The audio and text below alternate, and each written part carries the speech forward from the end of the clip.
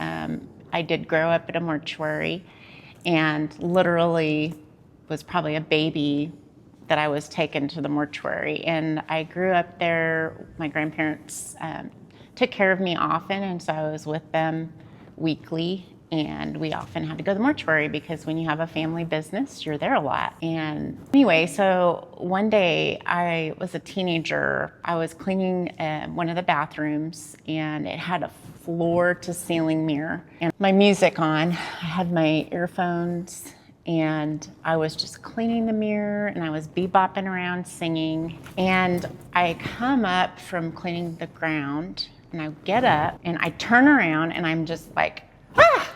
I was so startled. There was 2 officers and a man in an orange jumpsuit who was shackled here and shackled on his feet. And I was just so startled and I just didn't know what to say. I was just baffled. And so I took off my earphones, took a step back. I did step back. I was like, I'm afraid. And I stepped back and the guy looked at me like an owl. And the officers were like, we're here for our inmate to see his father that passed away. And we had 4 different areas where funerals and visitations took place, and all of them were full. So it was a Saturday, so there was minimum staff there. So I immediately said, okay, let me go check with the secretary. I went over to the office and she was on the phone. She had people in the waiting room and she had no way to help me. So I knew that one of the embalmers was in the embalming room and I yelled at him because I didn't want to go into the embalming room. And I yelled, so from the doorway, I walked in and I was like, hey, Al, I need your help. And he's like, I'm busy. And I said, please. And so he came out and he said, you need to just go back and ask him what his name is. He goes, I think it's this person and you need to escort them to take him to the chapel. And so I went back and I thought for a second, I took a breath. I think naturally took a breath because I was like flabbergasted. Took a breath and I said to the man, I am sorry for your loss. And I just knew that was the right thing to do. And I took him and the officers escorted them to the chapel. And it was in the same area where I was cleaning the bathroom. So I had to finish that. And so they said they would be there for 30 minutes and they would leave. So I went back to the bathroom and they stayed with him.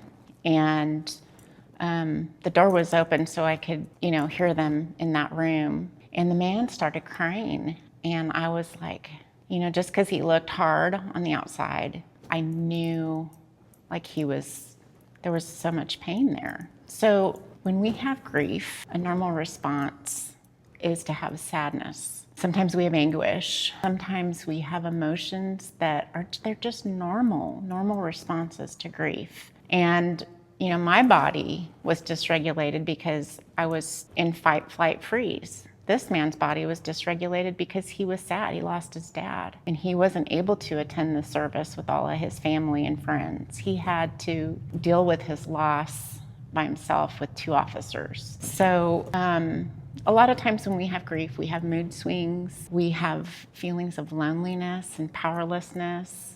We have feelings of helplessness. Sometimes we're in disbelief. Sometimes we're afraid. And fear can come from trauma or grief. Anything that's distressing us. Sometimes our brains don't think mentally in the way they normally do. Sometimes time lapses and we're like, where did that time go? It feels like it was just a minute ago and it's been 30 minutes already, or it's been 5 hours. Sometimes we're forgetful when we're in a grief state or a trauma state. So our cognitive mind, the thought processes in our mind are sometimes confused. Sometimes we have difficulty concentrating, focusing. These are all normal human responses to grief and trauma. Sometimes we can't sleep at night. We have headaches. I noticed my stomach in knots when that incident happened, and I couldn't get the help I needed. What I did end up doing after they left was go back to the secretary who I loved. Her name was Lucia de Gracia, and she was our weekend secretary. And she was the kind of woman that would just hug you every time she saw you and tell you how much she loved you.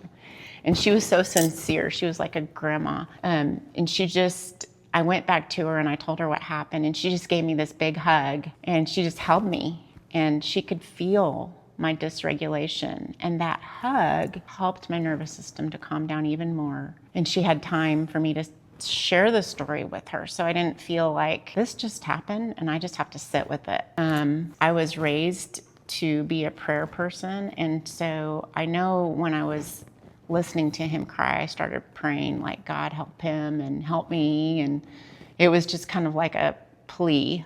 And that helped me regulate as well. So we do different things to help us regulate. But when we have loss, sometimes people withdraw, sometimes people isolate.